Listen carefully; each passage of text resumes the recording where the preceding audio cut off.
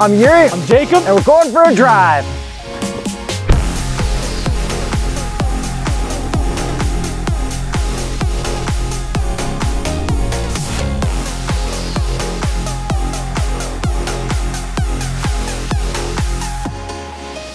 ...2021 Polestar. One without launch control.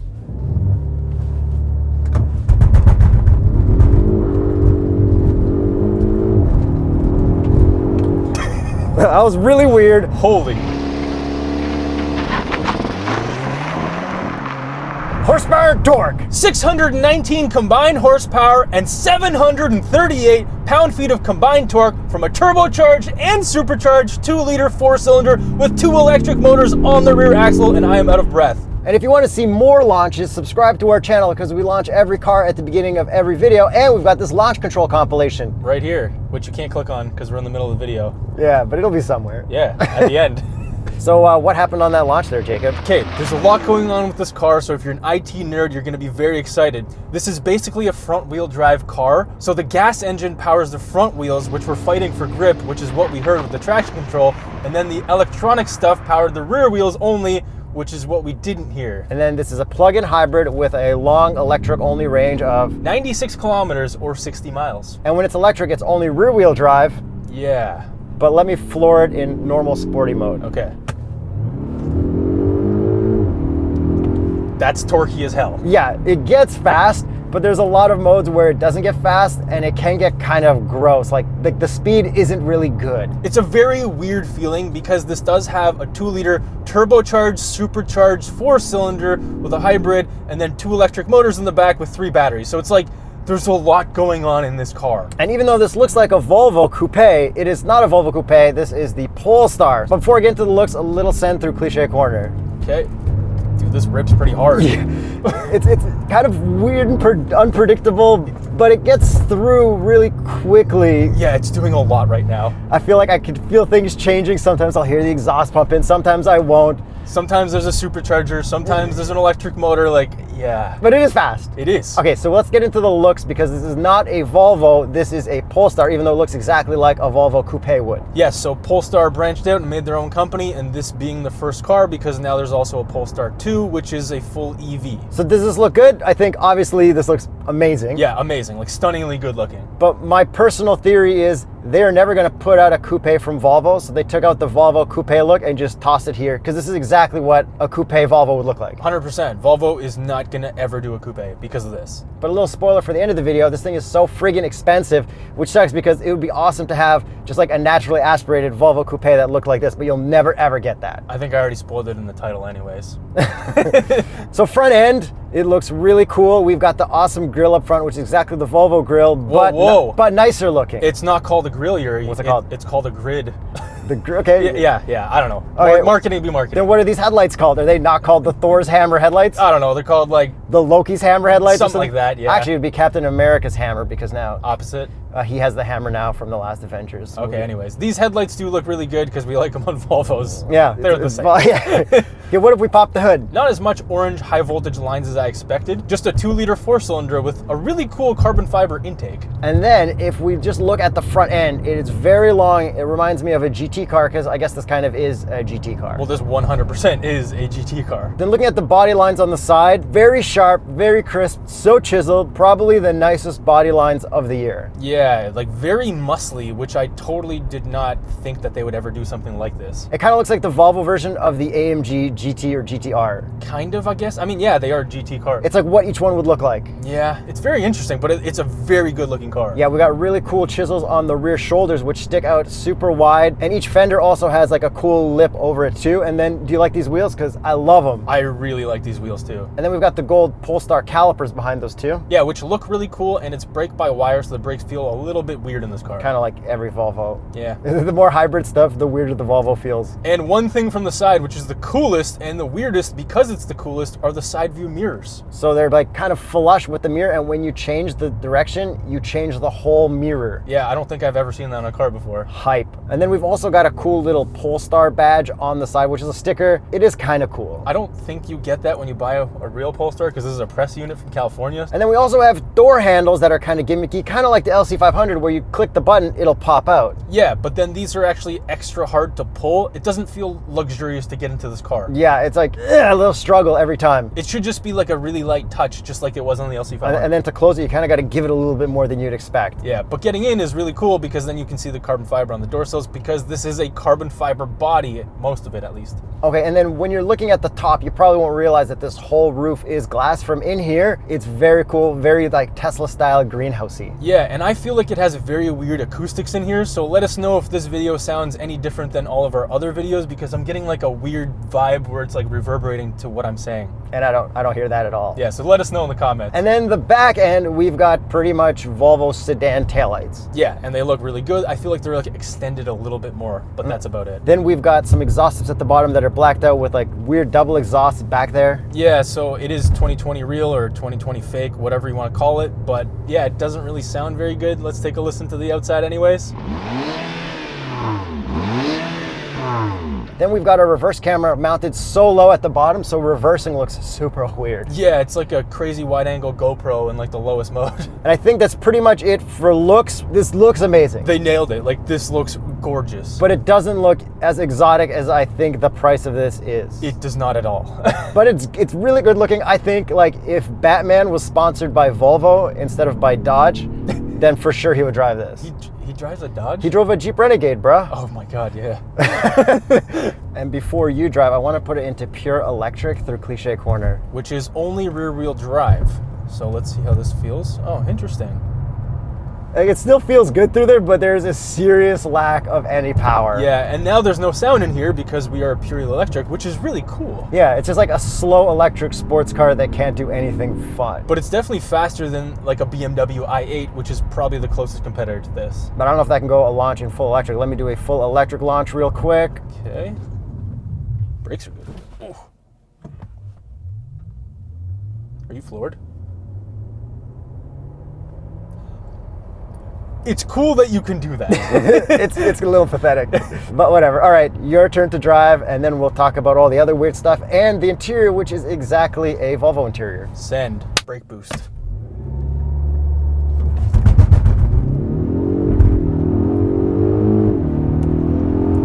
Okay. Like at like 80 kilometers an hour, you can feel like full torque. It feels really good. Yeah, it's pretty crazy. But this can do 0 to 60 in 4.2 seconds, which is pretty damn fast, except it kind of feels weird to do that because of what's going on with the front wheels. Okay, hit the brakes again, hit the brakes again. Yeah, okay, wait, all the way stop. Let's do that again without a brake boost. Okay. And maybe so it doesn't do the chirping.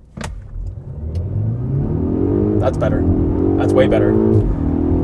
Yeah, okay, there you go. Do not brake boost the Polestar one that you drive. And all those launches were in ESC sport mode, so it wasn't full traction on, but you can't fully turn traction control all the way off. Yeah, and because this is kind of primarily front wheel drive, I'm actually getting a lot of torque steer through here, which is a little weird considering it's not really a supercar, but it's priced kind of like a supercar. And if I was to floor it just driving, I mean, it picks up really well, and that torque really gets you, but it doesn't feel like 700 pound-feet of torque all the time. It feels like you get that in bursts sometimes. Yeah, and then when you floored it, I feel like you were kind of cruising in electric mode, and then you can like hear the motor kick in and everything, and the exhaust, and I think it's pumped in. Just like, it's a lot of weirdness, not much smoothness, but like, it is quick, and it can be quick. It's just gross quick. It's just like a technology piece that they had to prove that they can make. Yeah, it's like they made a production version of a concept and made it cost a lot of money because of that, even though it's not probably that much money's worth. Yeah, so something that you'd get upset about because they didn't make it, so they actually made it. Yeah, so it's like if the Acura TLX actually cost $80,000, but it looked exactly like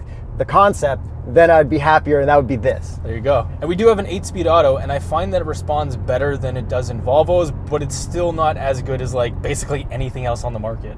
You mean with the paddles or an auto? No, with the paddles. With the paddles, it's like, where's the red light? Yeah. Like, that doesn't make sense. We have an RPM gauge, but we don't have any numbers, and there are some red dots, but it shifts way before that anyways, and it automatically upshifts, and then when you put it in the paddle mode, it kicks you back into auto mode after a couple seconds anyways. Leave it indeed. Yes, 100%. And then we also have regenerative braking mode, so if we click the shifter down one more, you feel that. Yes, and we have to click the shifter down 2 times because this is just like a Volvo, so we do have to click forward and back twice to get into reverse or drive. And if you swipe your screen to the right, you can also click the charge mode, so it'll charge while driving around, and you've got the electricity hold button like we did in the Volvo XC60 T8. Yeah, Polestar. Something. Anyways, and then to briefly talk about the interior, it is exactly that car in here. Yes, pretty much. We have the same pretty much drive modes in here. So if we press our drive mode button, which is identical to the Volvo's, power, individual, hybrid, pure, and all-wheel drive, which are all self-explanatory. The only thing is this shifter, that's a glass shifter, is kind of different than the other ones, but it's still the same issues. The infotainment's the same, Apple CarPlay, Android Auto. Really not my ideal infotainment in this. Like, I know you like it. I like it a lot. But there's a lot of shortcuts that don't make sense and a lot of extra button clicks that make it a little bit more distracting while driving. And then this does have Sirius XM, no rewinding, and it's also super difficult to add in your favorites. Proof of this having so many kilometers on it, and nobody has set any favorites in it after 9,000 kilometers of this being driven. But this also does have the Bowers and Wilkins system, and it sounds unreal just like every other Volvo. Yeah, it's got the Gothenburg sound system setting. It's the best sound system, I think, ever. And then after driving even a bunch more cars since our last Volvo, what I really like is when you swipe it to the left screen,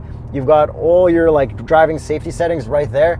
I think that's a really good thing that nobody else does. Yeah, it is a really good place for it because it's still easily accessible while being in the touchscreen. And then my last rant about the infotainment. So we've got a vertical screen, which means we've got a nice big 360 camera, but we can't have the 360 and reverse at the same time. And then this also does have the pilot assist, which is very nice. Yes, so that's lane keep and adaptive cruise, and our gauges are basically identical to every other Volvo. They're super digital, a little bit customizable as well.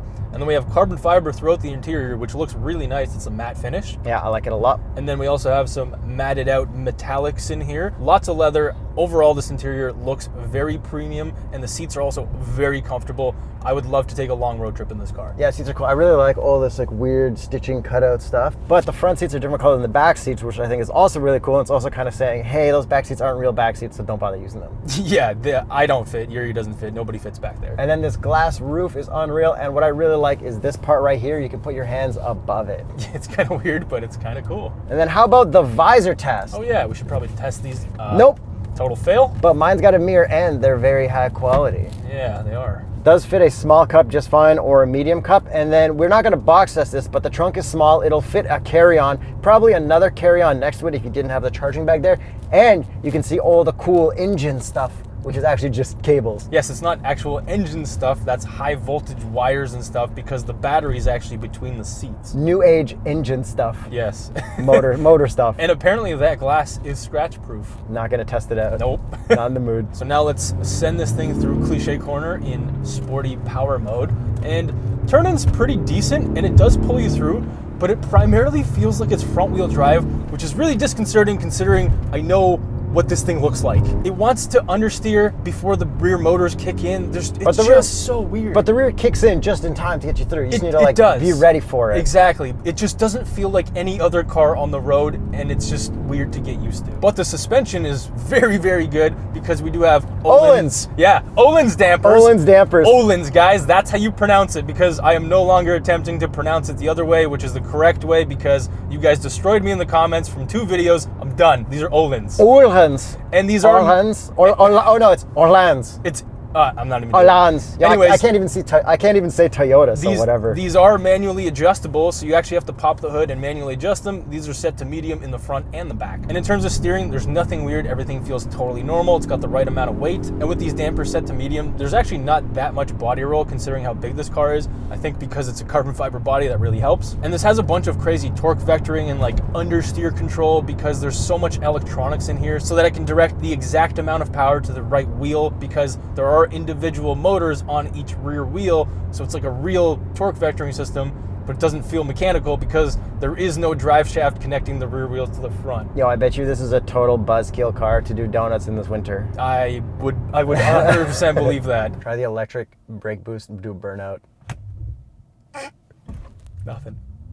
There's nothing. I could run faster than this. Well, you can't, but yeah. All right, if I can beat this Polestar in the first few seconds, you guys have to subscribe.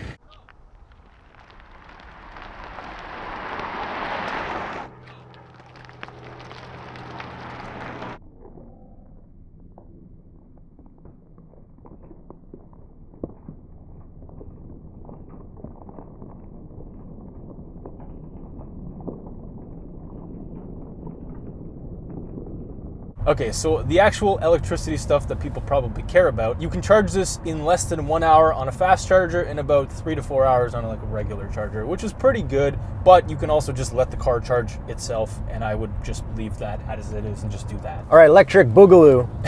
Just one final send through cliche and electric, and It feels a little more normal though, doesn't it? it does. Like, it just feels like I know the power is coming from the back, and it gives me a little bit more confidence, to be honest. I feel like if they made a full electric rear-wheel drive version of this, it'd be way sicker. Yeah, or just slap a big old V8 in here. This with a V8 would be a perfect competitor to the LC500, I think. Yes. And then I guess this itself is kind of a competitor for the i8. It 100% is. Let's get to the price. 199,000 Canadian dollars. Canadian. That's a lot of Canadian dollars. But if you look at this as they made a prototype, a production car, and it costs a lot of money because of that, it makes sense, but this is definitely too much for what this is. Yes, and just looking at it, if you didn't know what it was and you didn't have someone like me to explain it to you because you weren't passing me by and opening the window so I can yell at what this is, it doesn't look like it's $200,000. Yeah, I think this is the most hipster car you can get because there's so much explaining you have to do for every part of it. And it kind of makes sense. Like, it is cool, and like no one's gonna have one. So let us know what you think of the Polestar 1. Sorry it took us like a full year to get behind the wheel of one of these. So let us know if we should review the Polestar 2 and watch some of our other Volvo videos right over here in this playlist. Not that this is a Volvo, it's a separate company.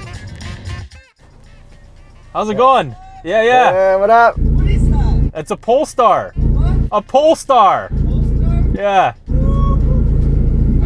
Have a good one.